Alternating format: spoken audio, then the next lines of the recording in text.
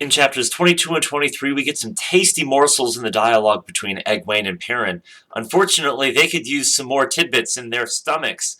Suddenly, they're eating and. Wait, dancing? No. Eating with wolves? Man, now I'm just hungry.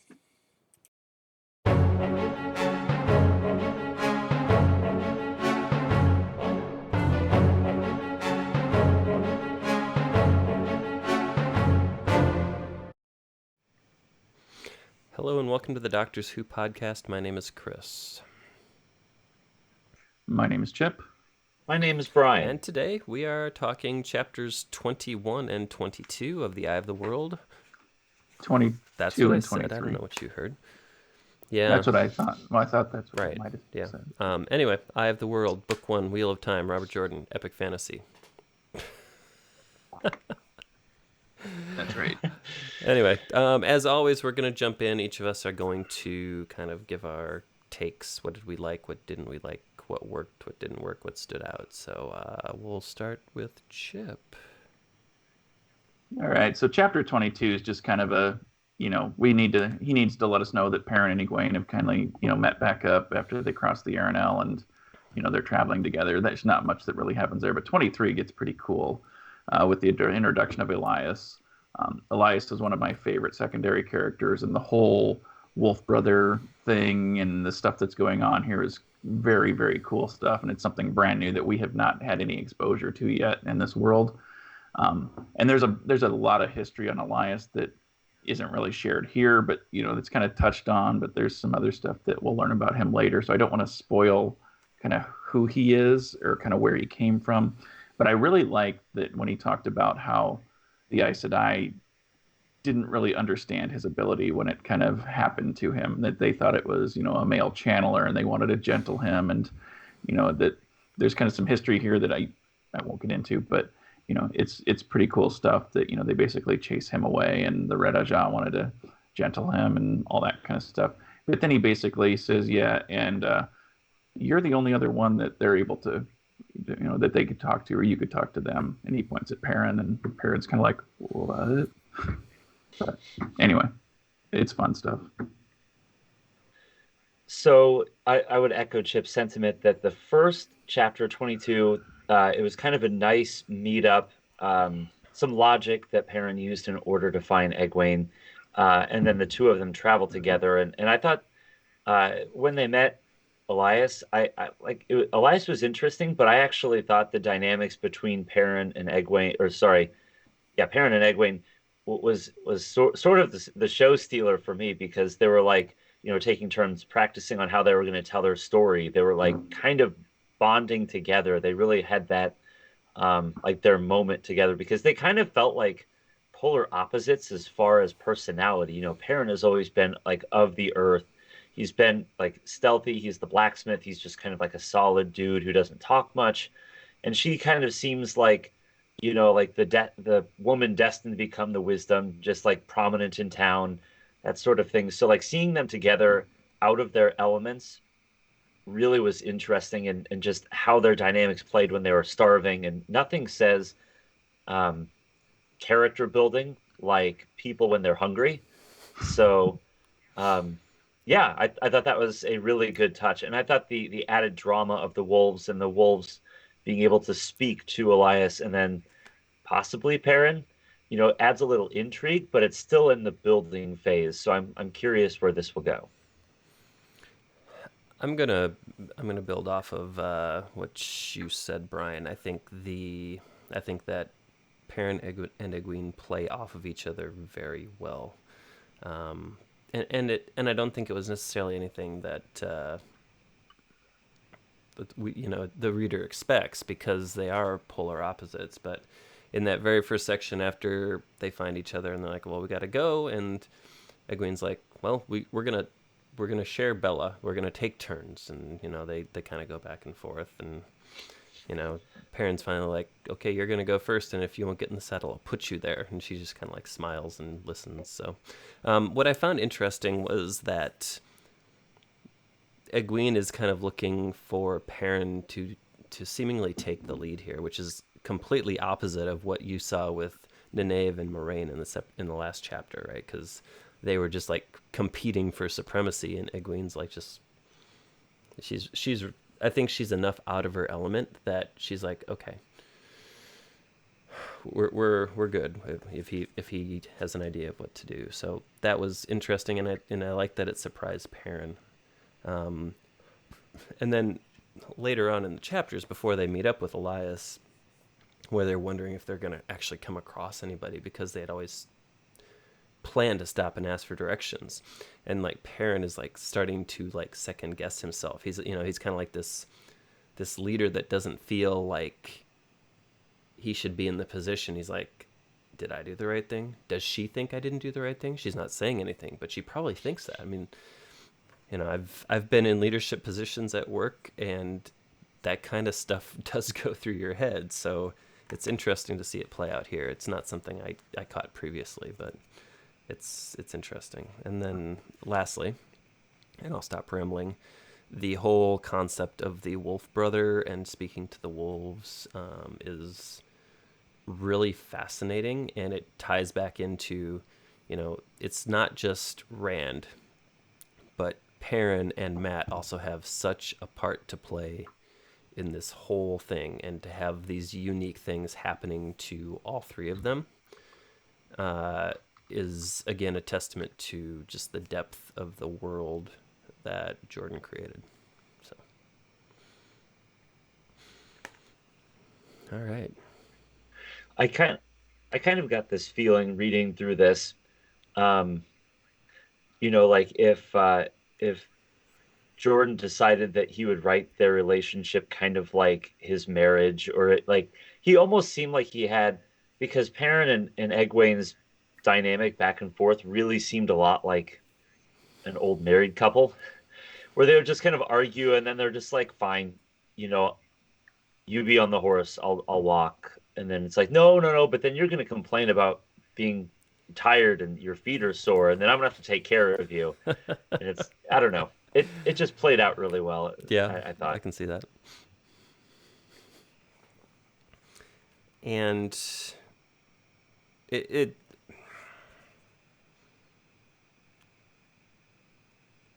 I don't know what I'm just going to say here. It's, like, because Perrin is like on foot. His clothes are wet. And when he comes across Egwene, like, she's still got Bella. She already has a fire going. She's dry. She's warm. And he's like, well, great. She's already like 10 steps ahead of me.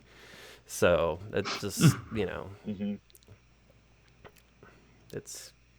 But to be fair, we never actually established this, but do you believe that the fire that she started was created using the one power? I don't know, because later on when she tries to start one with the power, she's not able to do so. Mm-hmm. Mm. But good question. Because she did say her flint was lost in the river, so she had to have started it somehow. Mm-hmm. Yeah. Let's talk about Elyas a little bit. Yeah. Chip, favorite secondary character, go. Yeah, well, I don't want to give any spoilers, but just his whole history is cool. I like how, as a mentor to Perrin will start kind of taking on some of those same qualities, where Elyas really doesn't want to be around people. Perrin's not a people person. That he's more content with some of the animals. Perrin's pretty content around horses and animals from his time as blacksmith. But I think the other thing that Elyas kind of touches on is that he's really, not to use the wolf cliche too much, but he's kind of a lone wolf. He's off doing his own thing, staying away from people, doesn't want to be a leader, doesn't want to be a follower. He's just doing his own thing. But I think that plays into kind of Perrin's story arc too, where although he gets kind of thrust into leadership positions, he's very reluctant to lead. Like you said, he second guesses himself. He's not sure about it. He really doesn't like it. He doesn't necessarily want to be a follower either. I think he just kind of wants to do his own thing, which is very similar to what Elyas is like as a character. So there was something that occurred to me when I was reading this, and if we go back, well, I guess I'll start with a question. If the wolves can sense that Perrin can do this, can talk to them, do you think other animals have some sense of that as well? because let's go back to chapter 19, Shadows Waiting. They arrive at Shadar Logoth. They are taking care of the horses, and Perrin's taking care of Mandar, Bland's horse. And the quote there is, "Strangely, the fierce-eyed stallion gave him no trouble at all, although he did watch Perrin closely." And I think it could be a little bit of both. That maybe there is something there that he's picking up, or that Mandar kind of senses. But it could also be that Perrin's history as a blacksmith. I'm sure he's shoed many horses through the years, and maybe he just has a way about himself, or a way about operating around large horses, or difficult horses. So it could kind of be either way there. But I would also like to argue in this chapter they talk about you're not able to be a successful hunter by being loud. And so you talked about being able to hit things while hunting with a slingshot back in Eamon's Field, and he had to be stealthy in order to do that. So it makes me think that he is still like fairly close with nature. He kind of understands what's going on around him, and that maybe would tend to lead him to be able to talk with more than just one animal species. Maybe. Could be. But it's interesting too when the reveal comes that the wolves can hear him and he can hear them, that they still don't trust him. That they still aren't quite sure. And the fact that he and Egwene put this kind of fabricated story together about where they're going and why, and they called him out and said that's BS. That's not what's going on here. And then wasn't it? It was Byrne and a couple of the younger male wolves that all basically said, "Screw this. We're not going to hang around for this," and left. But and I like that Elyas defers to Dapple as the leader of the pack. Yeah. That he's like, yeah, well, whatever she wants, I'll follow her lead, which kind of signifies that Elyas is part of the pack. Kind of the reluctant leader. That that he doesn't want to lead, but he's willing to listen to somebody who's got more experience. But when he's kind of explaining this to Perrin and Egwene after the wolves come, and he says, they're not tame. We hunt together. We talk, and things like that. That the wolves discovered him, not the other way around. So, one thing that is revealed after Elyas talks about the Red Aja, is that this thing is something that's older than Aes Sedai. It's more ancient than even the power itself. So it's this ancient magic, its ability, whatever it is, right? It's something completely separate from all that. So thought that was kind of cool. Yeah. Well, I think it's kind of fun too that this is really the first of the three. So we know that Rand, Matt, and Perrin all have some part to play in this, but this is really kind of solidifies Perrin's abilities. Maybe that if he's a wolf brother, he's basically confirming that he's not the Dragon Reborn. We know who the Dragon Reborn is. We're pretty sure. It hasn't really been stated clearly yet, but when the first 20 plus chapters are Rand focused, there's a pretty good guess that he's probably it. Yeah. We kind of get, there's a few hints as to where Matt's path will lie in some of the, they're very subtle that, on first reading you wouldn't catch him, but second reading it's like, oh, I see what he did there. But now we kind of know kind of Perrin's a little bit of his ability, not necessarily the role that he's going to play, but we know that there's something in here that's important about him because he's the first wolf brother that the pack has met since Elyas. And knowing a little bit more about Elyas' character, we know he's older than Lan. He's gray-haired. He's been around for a while, and there's a history there. So it's been many years since they found another wolf brother, and so this is a pretty important piece of information that we're learning here. This chapter 23, has one of my favorite quotes in it. And it's when Elyas is talking about being hunted down by the Red Aja. And, he says, "Bad business, that. Killing warders. Don't like it." So that quote always cracks me up. But it also says something about him and his ability because, and his history. Because he's able to best seemingly more than one warder in combat and killing them. So